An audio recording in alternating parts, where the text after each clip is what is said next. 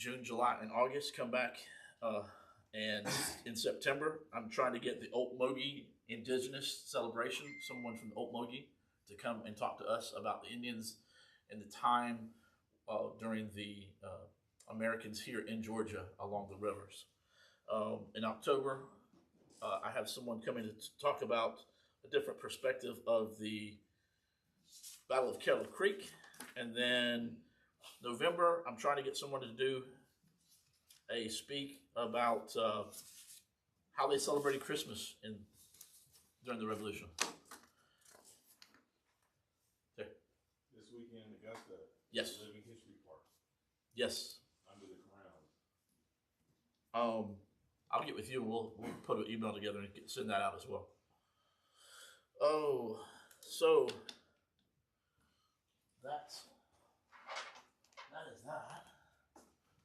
I will now transition to Meriwether Lewis. And I'm going to have to put these back on because I can't see. I'm Captain Meriwether Lewis and of the Corps of Engineers, Corps of Discovery. This year marks 220 years. It happened on May 14th, 1804. But before I talk about that, I would like to talk to you about Lewis and his growing up in his childhood. He was born August 18th, 1774, 1 year, 1 day before the Revolution started. I was born in Locust Hill Plantation, Colonial Virginia. I was the son of William Lewis, the Welsh ancestry, and the Lewis Meriwether of an English ancestry. My father died of pneumonia in 1779, and within about a year, my mother remarried a gentleman by the name of John Marks, and he happened to decide to move to no other state but Georgia. I grew up along the Broad River on the Goose Pond community of the Broad River in Wilkinson County, or Wilkes County. Now it's called Oglethorpe County. I'm also the great-great-grandchild of David Crawford, a prominent Virginia burghers and militia colonel. My education, I didn't have any education until I was 13. My uncle decided to move me to Virginia to go through education and military training. But before that, all my education was in the Georgia frontier. I would take my dog and my rifle, and I would go into the woods and procure meals, camp for the day at the age of 9, 10, 11, 12, 13 years old. He would camp for 2 or 3 days by himself in Indian territory. And he would scout the rivers, and he would learn different things. Some of his tools he had was a compass. Looks like this. I have this to show. And he also had a eyeglass as well.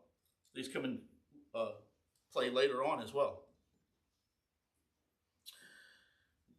A lot of times he spent time out in the woods. During the winters, he would help his father chop wood. I know how hard it is to chop wood. And I would chop wood for my family and put it up. Make sure that we had plenty of it to go through it. My mother taught me how to gather wild herbs for medicine purposes, among other things. I had a long life passion of being outside in the wilderness and learning how to defend for myself.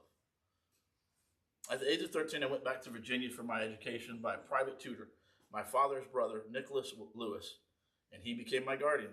At the age of 7, after 7 years of education, he joined the Virginia militia. In 1794, he was sent to a detachment that was involving to put down the Whiskey Rebellion. In 1795, I joined the United States Army, commissioned as an ensign, and as my rank that was later abolished in the equivalent of today's modern day lieutenant.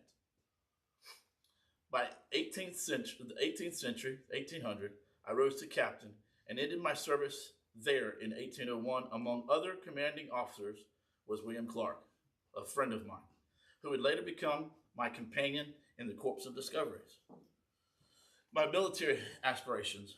On April 1st, 1801, I was appointed secretary to the President, Thomas Jefferson, who I knew through Virginia society in the Alma Mater County.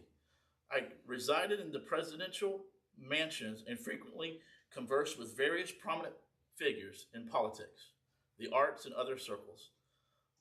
I compiled information on the personnel and policies of the United States Army, which had seen an influx of the Federalist officers as a result of midnight appointments made by the outgoing President, John Adams. Thomas Jefferson decided after the Louisiana Purchase that he wanted to know how much land was to the west. And knowing me personally, he decided that I would head that expedition. So he told me to start gathering people in 1802 and 1803. I was able to procure about 40 people. 27 of them were military members. They were very young. They had no families or very little family. So that if they were to go west, they would die. He didn't want them to be missed. So he started to get people together to go west. So after the purchase, Thomas Jefferson wanted to find out how much land. And he asked Congress to fund the expedition. Congress decided to fund it. By 1803, he commissioned the Corps of Discoveries and named me the Army captain. And my partner I chose was William Clark. The goal of the Corps was to discover the Louisiana Purchase and establish the trades with U.S. sovereignty over the native peoples along the Missouri River. Jefferson also wanted to establish the U.S. claim of the Pacific Northwest and Oregon Territory by documenting an American presence before the European nations could lay their hands on it. At the time, we had 13 colonies that had now become the United States. We purchased Louisiana. We purchased Louisiana, and that was basically everything west. But if you didn't show that you were there, it's like going to the moon and putting a flag on it. If you didn't show that you were there, the French or the Spanish could take over, or even English. At the time, even Canada was, and it still is governed by England in somewhat.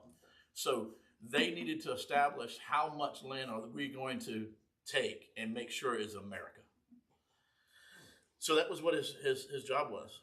The U.S. Mint prepared special silver medallions with the portrait of Jefferson and had a message of friendship and peace called the Indian Peace Medals. There were 80 of them made. They were distributed. They were to meet and distribute them to other nations. Here is a replica of that coin.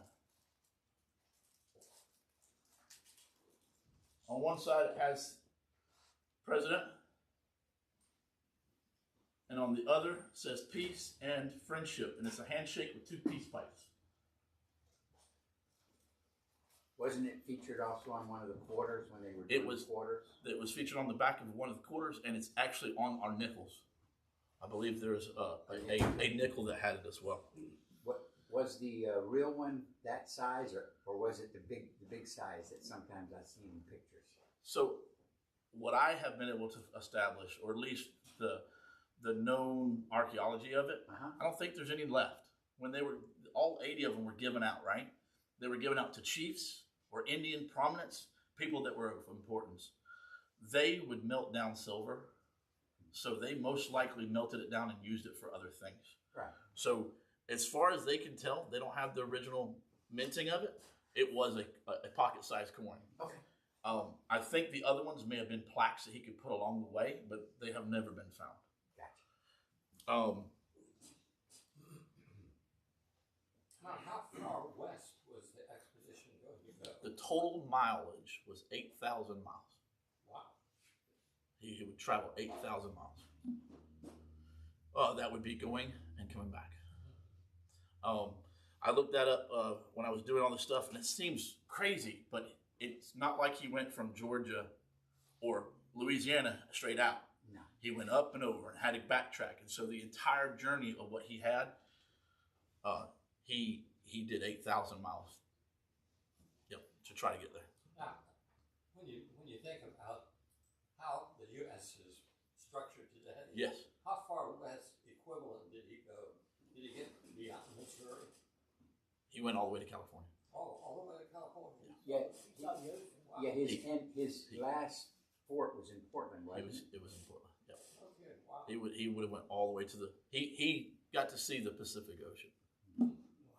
Yeah, he went all the way. Along the way, they knew that they were going to inquire hostiles, and so they found this new rifle. It's called the Gran Anarda air rifle, and it looks just like a musket, except it has the stock part has it's metal, okay, and it actually has air that you would hold the gun and you take a pump and you pump air into the back of it, and you'd load the ball through the breech and you could cock the hammer and fire. The hammer did nothing. It just released the air from the back to the front. He could shoot 22 bullets within a minute. He could wear it out. And that gun is a replica of that gun is ridiculously hard to find. I looked to find one to see if anybody local or somebody in the United States or in Georgia would have it so I could show it. It's very hard to find. There are a few replicas, but it's hard. He also took enough black powder that he thought he would need for the entire trip. He took flintlock arms, knives. He took blacksmith supplies, cartography equipment. They also carried flags, gift bundles, medicine, and other items that would be needed on their journey. Much time went into ensuring a sufficient supply of these items. They actually built one of the barges there so that they could use that boat. When they ran out of room to use the boat, it was dismantled and used for other things. I think he built a fort with it at some point. To create the Corps of Discovery, and I got a nephew who's getting ready to go into engineering, and we talked about Corps of Engineers the other day, and so I keep saying Corps of Engineers. Okay, Joe, we understand. So to create the Corps of Discovery, and to ensure any chance of success, I wanted to find the best possible men that I could, and get them to join my expedition. Everyone was treated the same. There was a total of 33 volunteers and 29 in training. The 29 were the actual military people. They spent the 1803 and 1804 winter at Camp Dulas in the Indian Territory. And on May 14th, coming up next month, 1804, the Corps of Discovery left by canoe in order to meet up with Lewis at the St. Charles, Missouri. The expedition set off west, following the Missouri River on May 21st. 3 days later, they passed the French settlement of La Charette, the most western Euro-American settlement on the Missouri. One of the men was named York. He lists a lot of their names, but York is one of the most important that he listed. He was a slave. He was owned by Clark. Once they left the U.S. law, he was treated as a free man, and he also had a vote. So during that time, slavery was still a thing that happened. And as historically, we have to recognize it. It may not be the best of things, but we recognize it. But when he left on the boat and went upriver, he became a free man, and he was treated as such. He was given as everyone. If they came to a decision, everyone would have a fair share. And they would be able to say, let's go left or let's go right. And one other person along that trip had a significant role. Her name was Sacagawea. And she also was treated as a person that had a vote in what we would do. So during that time, those two ladies were not introduced until 1900, 1920s, able to vote. And so, and same with African Americans. They were in 1865. They were emancipated, but they didn't get it for another 100 years. They weren't able to, if I'm saying that right, men were not able to vote until. They could vote if someone would let them. So there was still kind of hazy until the 60s, I'm guessing. So they set off. The expedition followed the Missouri River through what is now known Kansas City, Missouri, the Omaha, Nebraska. And on August 20th, 1804, Sergeant Charles Floyd died, most likely of an appendix. He is the only death in the entire expedition.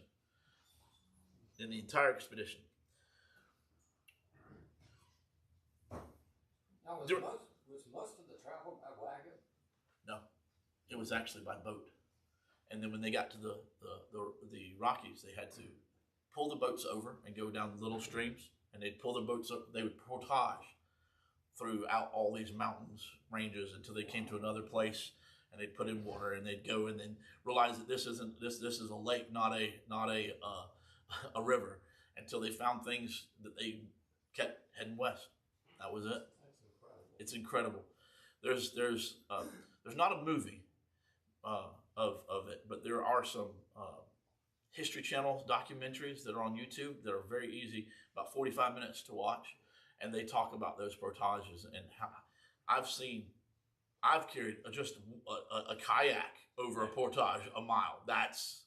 And they're pushing these up mountains. Yes. And no horses. They had one dog. His name was Seaman. So during the coming weeks, they would reach the Great Plains. They would be among a select group of white people to see the area abound with elk, deer, bison, and beaver before the large-scale encroachment of the European settlers. He found 122 different species, and in his journal, he documented them by drawing them. This book has some of the drawings, and you're more than welcome to look at the book. He documented species. He took down the names that the natives called them, or Sacagawea, and he would then draw the species. A guy that didn't get schooling until he was 13, and he could draw as well as he could write as well as he could, and he kept a journal of every single day. It is phenomenal. Terry posted the other day, one of the days in our group, and I was like, shh, don't talk about that. I'm talking about that. But every single day he journaled. That comes into place. Over the next 2 years, the Lewis and Clark expedition established relations with more than 24 indigenous nations between Missouri and the Pacific Ocean. Researchers now acknowledge that without such contact or help, the Corps of Engineers would be undoubtedly starved to death before they had ever made it to the Rockies. The amount of people and the indigenous people that they made, the amount of food that he took, still would have never took care of them for the year and some odd time that it took for them for the 2 years that it took for them to go. I think it was 21 months or something like that. The total time in preparation for it. If they would not have made friends, they would not have been able to make it. That comes into play without Sacagawea, because they had an Indian. Number one, she was the only Indian on the thing. Because they had an Indian and she was a woman, the natives said because they had a woman traveling with them, and that time she was either pregnant or after she had birth, she had a baby, they said these people cannot be a warring party. So they did not bother them. They did not molest them. So they were able to, because of her, and she knew different languages of Indians.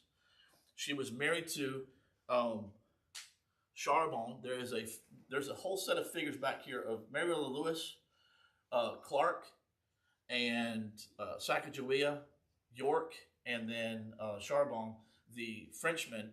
He was a fur trader, and he most likely came from Canada when he had met her. She was captured, and he met her. He married her, and then they had a baby together. Without her, they would have never made it.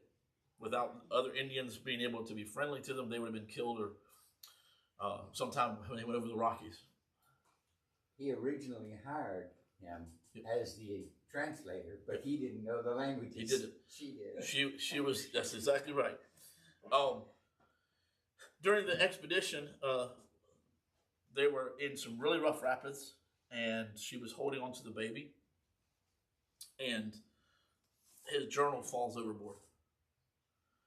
And with her baby being held close to her, she leans over and moves the boat to it, grabs his journal, and saves it. Lewis doesn't know this at the time, but after they finally, they go through the rapids, it's done. He's like, I lost my journal, and she says, no, I have it. I was able to save it. I knew it was important. Wonderful. So,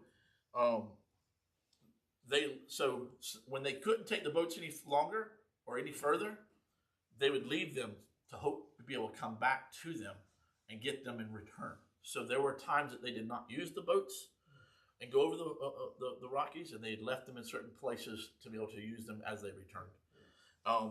That's not saying that the Indians didn't take them or what have you, but that was their ideas. There was a dog. He was a Newfoundland dog. He was bought by Clark and given to Meriwether. A Newfoundland stands about that tall. Okay, there's a model of him back here as well.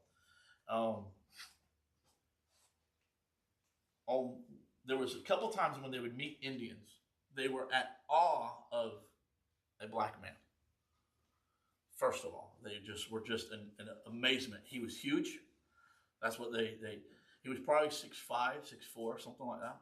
He was just a big man. He was bulky. He was huge. And when they would see them, the Indians wanted to have their genes, so they would ask him to have relations with the Indians there. There's a study right now trying to find out how many people are still descendants of Lewis and Clark's expedition that have native blood. So there are people that think that they have native blood from the expedition, so they're trying to find out if Lewis or Clark or York possibly has blood in the Native American Indians. The dog people were so fascinated with this dog because it could save people from drowning. That's what it was intended for. It was a life-saving dog. And matter of fact, during the expedition, he saved 2 people from drowning. Now remember, only one person died of acute appendicitis. And now this dog has now saved 2 or 3 other people from drowning. Other people had been saved through his journals. You can tell that there was other people saved different methods. One time, 2 to 3 Indians came at night and took Seaman away. They let him off. And Meriwether was so angry that he went to the chief and said, if he's not returned, I'm going to take care of it. And so he was able to get a few other Indians and a few of his men together and go and hunt these people down. And as soon as they saw the expedition, those 10 to 15 men coming to get the dog, they released the dog. It ran right back to Lewis. It was about 24 hours before he got the dog back from the stealing it and taking it. They went and they traveled by boats as often as they could, but there were sometimes they couldn't. On one occasion, John Baptiste was the baby that Sacagawea had. And when they came back, his parents departed to go to the Mandan villages in 1809 and left John Baptiste with Clark. In November of 1809, his parents returned to try farming, but left again in 1811. Clark then has full custody of him and pays for his education. He goes on to be king. He goes on to be a friend of the French king. He goes over to Europe. He becomes friends with a lot of those people over there.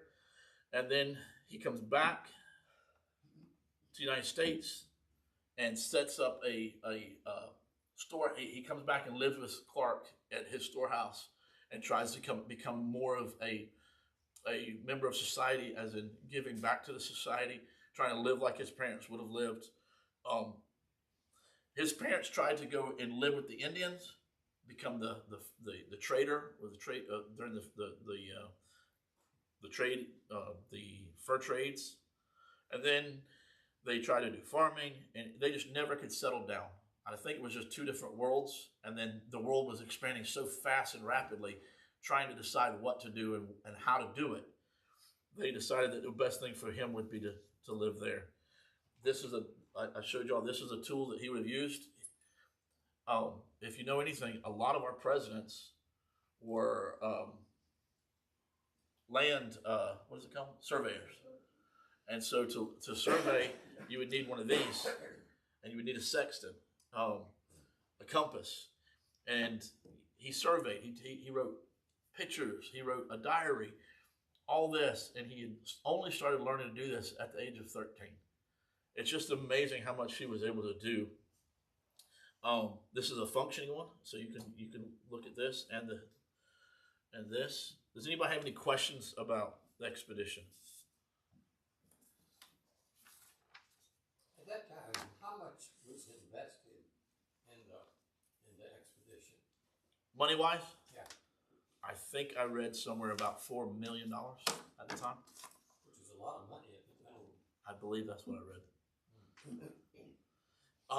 Could you imagine? I'm trying to imagine canoes, because they start off with canoes and they built the boat, but hundreds of barrels of food. You know, a 55-gallon drum, a wooden drum, even the small ones. You have to have rice. They would have corn, potatoes. They would have killed their meats. So they may have taken dried stuff, but they would have killed most of their meat on their way. Seeing buffalo. So there was two different types of buffalo in the United States. One was a wooded buffalo, and one was a plains buffalo. The wooded buffalo is gone. Yeah. We had buffalo here in Georgia. That's right. That was called the woodland buffalo. They're all gone. So yeah, it was. Could only imagine, and I think that was to pay for the military men. That was for everything. That was the entire expedition, to get them to the starting port and get them going and everything. I think that's what I read. Can you tell anything about when she met her brother? I did. So, no, I can't. Okay. Please do that. Well, so eventually they came to the place where Sacagawea had family, and she knew the area, and she knew this was her family.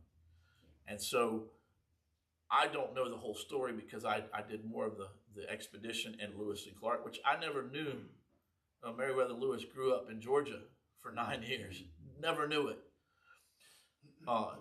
Terry's going to tell us about when she realizes that this is her brother that they just bumped into. Well, I think that everybody can agree that this is a neglected part of our history. I mean, how many knew any of this before today? A little bit, right? What do you know about it? What was the name of the guy who died? His name was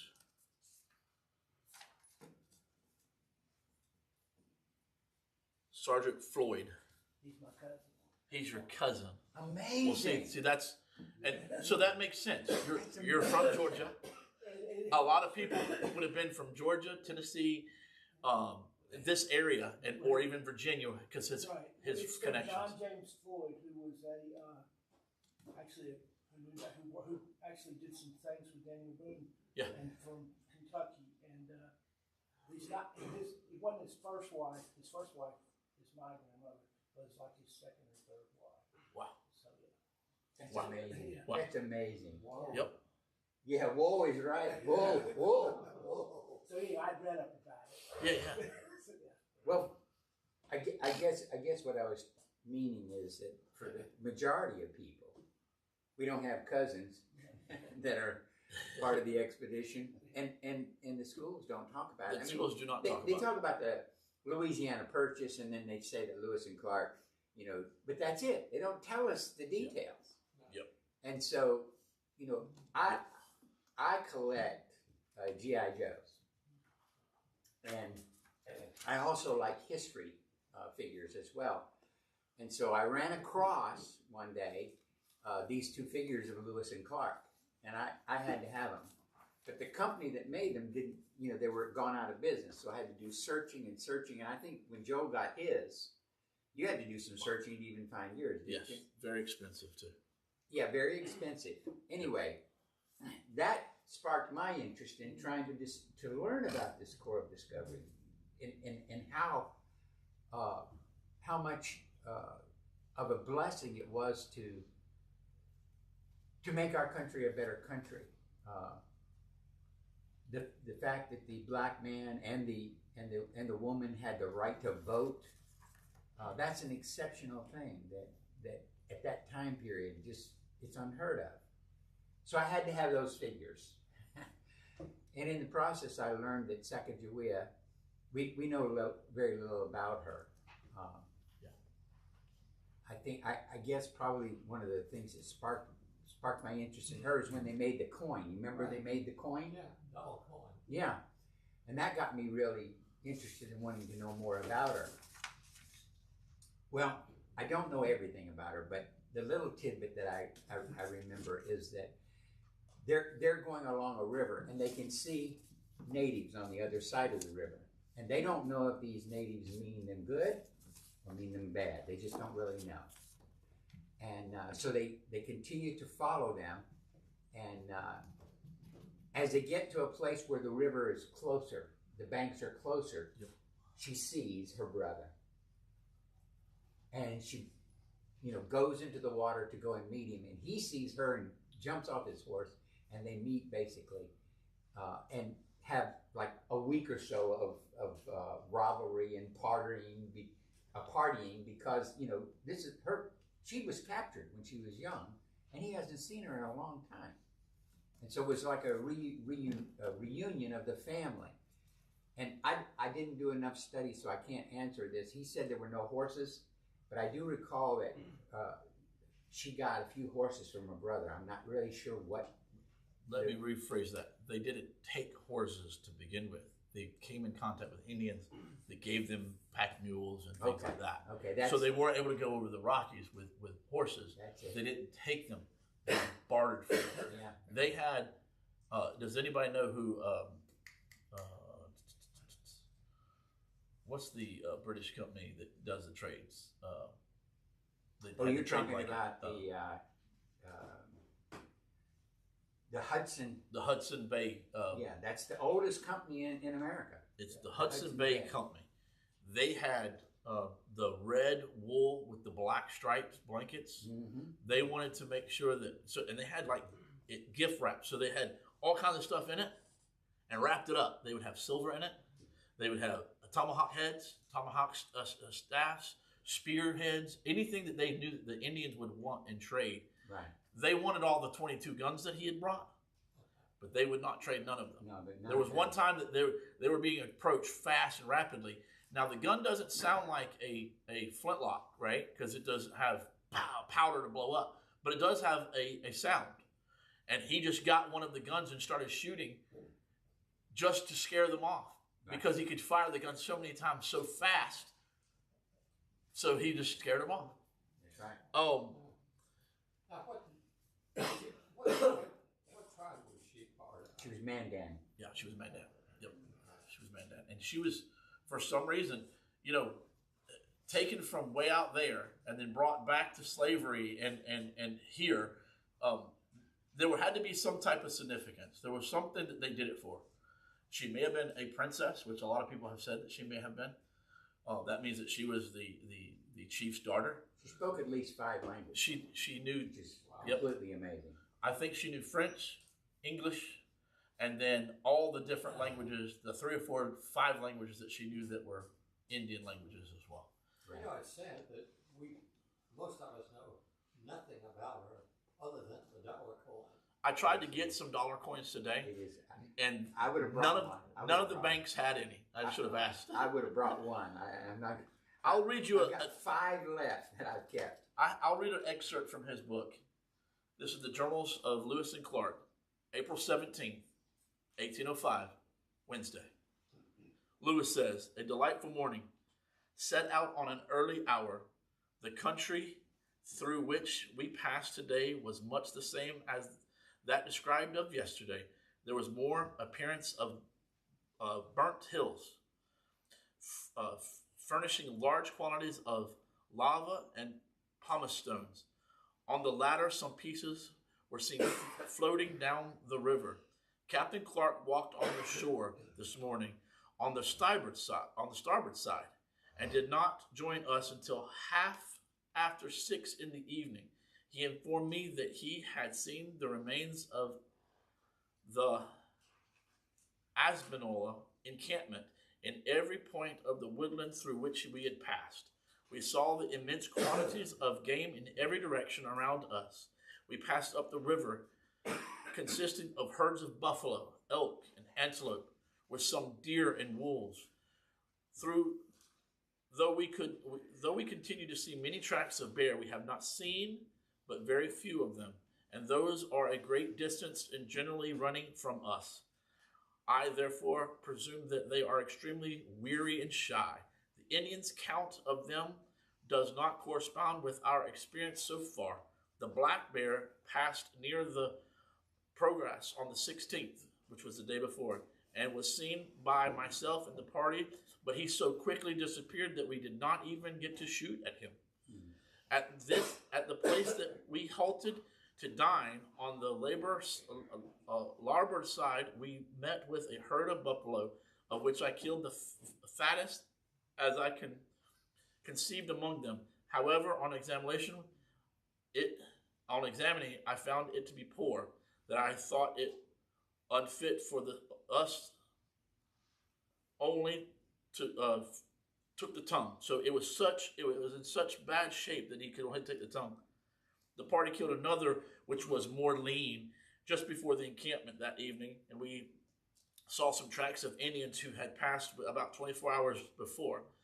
They left our rafts of timber on the starboard side, on which they had passed. We supposed them to have been a party of the Asbans, who had been in the war against the Rocky Mountain Indians, and then on their return home. Captain Clark saw a curfew today. There were 3 beaver taken this morning by the party. The men preferred the flesh of this animal of any other which we have had, or are able to procure at this moment. I eat very healthily of the beaver myself, and I think it is excellent, particularly the tail and the liver. We had a fair wind today, which enabled us to sail the great party of the distance we traveled, and camped on the larboard side shore, the extremity of the last course. And there, the book's amazing. I got it for $7 at Barnes and Noble, Barnes and Nobles. There was a time that they came to a river, and it split. And Meriwether Lewis said, "We're going to take the left side." And some of the men said, "No, it looks like the right side's the better side." He said, "Let's put it to the vote." That's why we decided to do this. So they sent some scouts ahead, and they still couldn't decide. So they decided, we're going to vote. And they voted. And because the men knew Lewis's decision, a lot of the people decided to vote for Lewis's side. They went for 3 days, and he was starting to doubt himself. And then he finally found the river open back up, and it was the right way. And so there were times that they had to make those decisions, and that was one of his recorded times. And they took that, and they went, and it happened to be the right place. They would send out scouts, but they'd have to send out enough men to take care of Indians, they probably knew about how many Indians there were in scoutings of the Indians, so they would have to send out at least that many, and they're good guns to make sure that they could procure what they needed. And they kept close to the shores, and in the Rockies, they kept close to each other. So, any more questions? I was reading about the rifle, Yes. and it seems that it was developed about 1780, That's correct. somewhere along in there, and there was That's also an air pistol. Yep. Yep. And you can Google it. It is fascinating. It is. I've never heard of this before. This is So, great. if you were to go buy a really nice gun right now, a real gun, you're looking at least $1,000, right? $1,000 for a pretty good gun and scope. Right now in Britain, you cannot buy a firearm. Okay, you just can't. But the number one gun they sell is an air gun. It's just a modern air gun. Right. And so you can shoot anything with that air gun. They don't consider that a rifle, gun. right? They don't consider it a gun. You can shoot different. Well, no, you can shoot different animals depending on what size projectiles you use. But that's what they use. They use an air gun. Right. This one was a 46 caliber. Yes, it was a 46 caliber. I think I had that. Yeah, 46 caliber. I think could shoot up to 22 times a minute. Just amazing. There's a couple of YouTube videos that show the gun and demonstrate it for you, and it's really Do cool. you have the story about when he showed us the Commander Chiefs? No, tell. I don't remember it. So every time, so I do know this. Anytime that he showed the gun he showed them to do that. He only showed them for one reason. That's right. Scare him. He wanted to scare them. That's right. Don't mess with us when we camp. We have enough people, and I think he only had 2 of the guns. Yeah. But he didn't tell them that. No. All the other guns, they look the same. They don't look different. So if you've never seen the gun, you just think all of them can shoot 22. Okay. So they had flintlocks, and they had 2 of those guns. And the Chiefs, all of them, we want it. I want it. I want to trade it for me. I'll give you all these women for it. You know, I'll give you all these horses for it. I want the gun. And they just couldn't. And they couldn't take on any more people anyways. No. It shoot a ball. It shot a ball. Yeah. Yep. And I wish I would have brought my ball maker, but you basically just take a bowl, melt down lead, pour it into the ball maker, and they could make their balls there. So they took lead and just formed balls when they needed them. Yeah. Yep. But it had an ability to shoot, I think it was 22 rounds a minute. And it was, like you said, 1780 was this air gun invented that could shoot rapidly. What was the name of that gun again? Let me, I'm going to spell it for you because it is. It's hard to say. Yeah, let's see. It is a GIRANDONI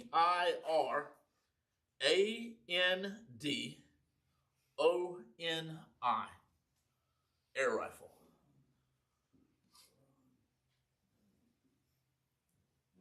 And the money spent was probably even more than what you said. Yeah. Because $2,500 was all that Congress approved for him. Right. But Jefferson gave him a letter of credit. They told him whatever you need. Use, and they estimate that he spent anywhere between $40,000 and $50,000 more than what Congress did. So it comes out between today's money. In today's money, anywhere between $28 and $40 million. Yeah. And again, I should have probably said that. In today's money I said 20 million. You did fine, Joe. Yeah. You did fine. Oh, it is amazing. And so this is a tricorn hat. Well, we would have called it that. They didn't call them tricorns back then. But this is remember the War of 1812 and Napoleon? They started wearing this hat like this, okay? Napoleon wore his like this, if I'm correct. Well, Clark, the one that's back here, you'll see he wore it to the side. This was worn for practicality, most likely, on a ship. You can see this better without having to bring it underneath the brim. So if you were bringing it up to look, you could see it better. It may have been, they wore it to keep the sun out their face this way, okay? And then they moved it when it was behind them, so it blocked more from behind. I can't see except the fashion of the design was just changed throughout the years. Sure. From 1700, they had tricorns all the way up to the 1812, the War of 1812. They didn't have beards, so when he got back, he was scruffy. All their clothes were completely done. They had leather on because the Indians had showed them how to make clothes out of the hides of animals. So they spent a lot of time having to make stuff. A pair of leather shoes last you 2 weeks. So a pair of moccasins would last you 2 weeks. You'd have to then kill more animals, flesh them out, make new moccasins every 2 weeks. Going back to the rifle for a second. Yeah. I wonder if the M1 Garand was named after that. It probably is the same manufacturer, or it is Springfield, I think. so Springfield was the manufacturer. Maybe it was the same. The name of the person that made it was the Grand's name, which was also made by the same man. It's very interesting. The Garand was invented in prison. Yes, I wonder. Like he said, I wonder because it is very close to Grand. Yeah. Well, We can do a research on where the name came from. That's another. Thank you. Any more questions? This also will tie into my speak next year on Hernando de Soto and how the Indians thought of white people. And we'll talk about that next time. That's it. Thank y'all.